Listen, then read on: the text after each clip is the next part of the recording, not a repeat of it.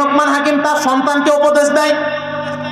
লোকমান হাকিম তার সন্তানকে বলে, ইয়া বুনাইয়া, হে বাছা, লা তুশরিক বিল্লাহ, হে বাছা তুমি আল্লাহ তাআলার সাথে শিরক করিও না।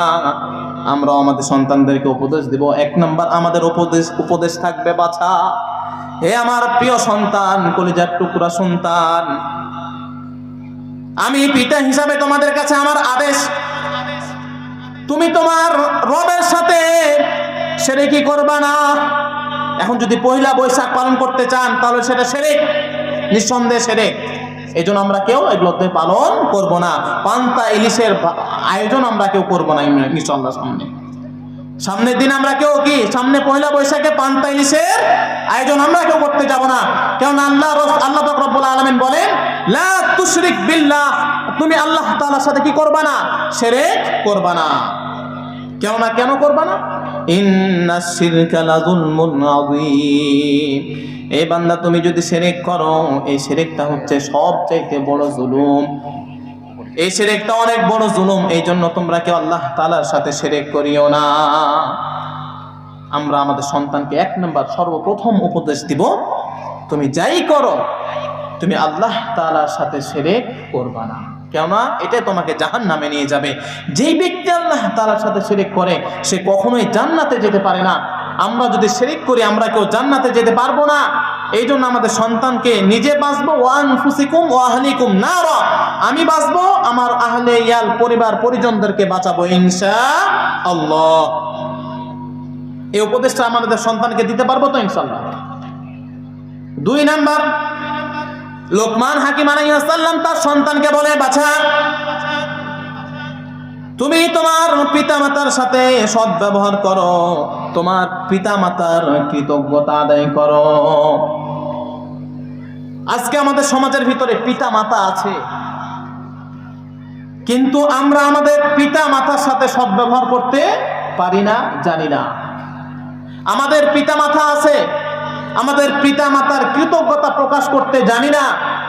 আজকে আমাদের কাছে আমাদের পিতা মাতাগুলা বোঝা হয়ে যায়। অথচ আপনি একটাবার চিন্তা ভাবনা করে দেখেন, এই পিতা কাঁধে যখন 10টা সন্তান ছিল, এই 10টা সন্তান কিন্তু পিতার কাঁধে ভারী হয় নাই, কিন্তু আজকে এই 10টা সন্তানের কাছেই বাবাটা হচ্ছে 10টা সন্তানের কাঁধে ভারী হয়ে যায়।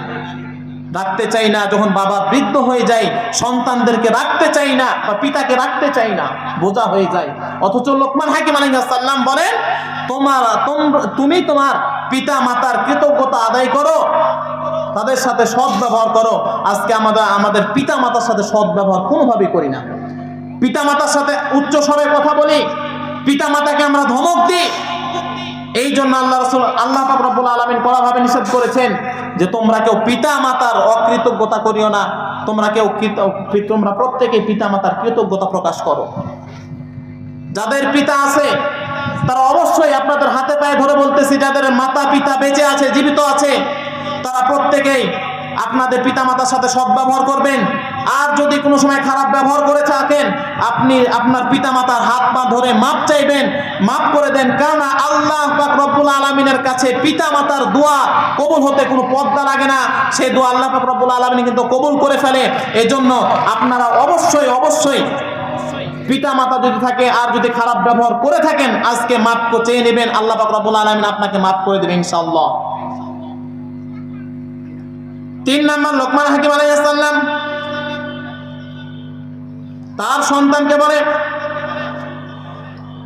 তুমি যাই করো, যে কোনো অবস্থায় তুমি আল্লাহ তাআলার দিকে ফিরে আসো, ইলাইয়াল মাসির, তুমি সব সময় আল্লাহ তাআলার পথেই থাকবা। আল্লাহ তাআলার দিক থেকে কখনোই তুমি মুখ ফেরায় নেবা না। আল্লাহ তাআলার পথে যদি নিজেকে সব সময় রাখতে পারো, তাহলে তুমি জান্নাত পাবে, এর ভিতরে কোনো সন্দেহ নাই। কিন্তু আজকে আমরা আমাদের সন্তানদেরকে এই সমস্ত উপদেশগুলা কিন্তু কেউ দিই না, যে তুমি আল্লাহ তাআলার সাথে শিরক করবা না, তুমি তোমার পিতা মাতাকে দেখবা, তোমার পিতা মাতার সাথে সৎ ব্যবহার করবা। এই সমস্ত উপদেশগুলা আমরা কিন্তু কেউ আমাদের সন্তানদেরকে দিই না। এজন্য আজকের আলোচনাগুলা একটু বুঝার চেষ্টা করেন, একটু মানারও চেষ্টা করেন, দেখবেন আল্লাহ পাক রব্বুল আলামিনের বদৌলতে আপনার, যদি আল্লাহ পাক রব্বুল আলামিন আপনাকে হায়াতে তৈয়বা দান করে, তাহলে বৃদ্ধ অবস্থায় আপনার সন্তান আপনার সেবা করবে ইনশাআল্লাহ। অন্যথায় যদি এই শিক্ষাগুলো না দেন, আপনি যখন বৃদ্ধ হবেন আপনাকে বৃদ্ধাশ্রমে রেখে আসতে বিন্দু পরিমাণ তাদের অন্তর কাঁপবে না, বিন্দু পরিমাণ কষ্টও পাবে না। এই জন্য আমরা প্রত্যেকেই অবশ্যই এই উপদেশগুলো আমাদের সন্তানদেরকে দেব। 4 নম্বর উপদেশ লোকমান হাকিম আলাইহিস সালাম তার সন্তানকে দেয়। আল্লাহ পাক রব্বুল আলামিন সব কিছুই জানেন, অর্থাৎ লোকমান হাকিম তার সন্তানকে বলে, বাবা তুমি যা করো, যাই করো, যেখানেই করো, সব কিছু কিন্তু আল্লাহ পাক রব্বুল আলামিন জানেন। আল্লাহ পাক রব্বুল আলামিন জানে না এমন কোনো বিষয় নাই যা আল্লাহ পাক রব্বুল আলামিন জানে না। আল্লাহ পাক রব্বুল আলামিন সমস্ত কিছু জানেন। এই উপদেশটা লোকমান হাকিম তার সন্তানকে দিয়েছেন যে আল্লাহ তাআলা সব কিছু দেখেন। ইয়া বুনাইয়া, হে বাছা, ইন্নাহা ইন তাকু মিসকাল হাববাতিন মিন খরদাল, হে বাছা, কোনো কিছু যদি সরিষার দানা পরিমাণ থাকে, সেই জিনিস সম্পর্কেও আল্লাহ পাক রব্বুল আলামিন জানেন।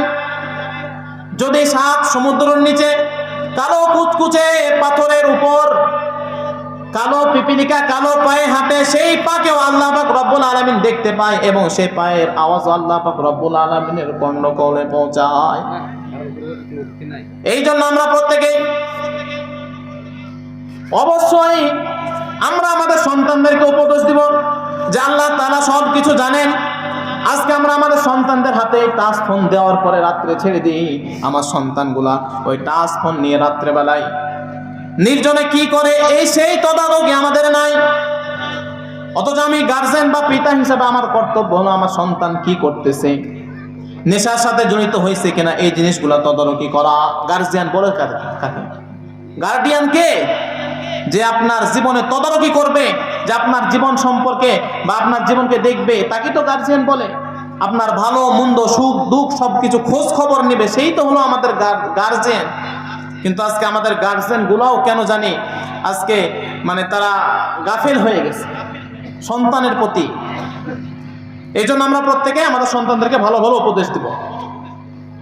6 নাম্বার লোকমান হাকিম আলাইহিস সালাম তার সন্তানকে উপদেশ, ইয়া বুনাইয়া, হে বাছা, আকিমিস সালাহ, তুমি নামাজ কায়েম করিও, নামাজ আদায় করিও। আকিমিস সালাহ, তুমি নামাজ আদায় করিও। তো আমরা প্রত্যেকেই আমাদের সন্তানদেরকে উপদেশ দিব যে আমরা প্রত্যেকে কি নামাজ আদায় করব। আজকে আমাদের মসজিদের ভিতর দেখা যায় রমজান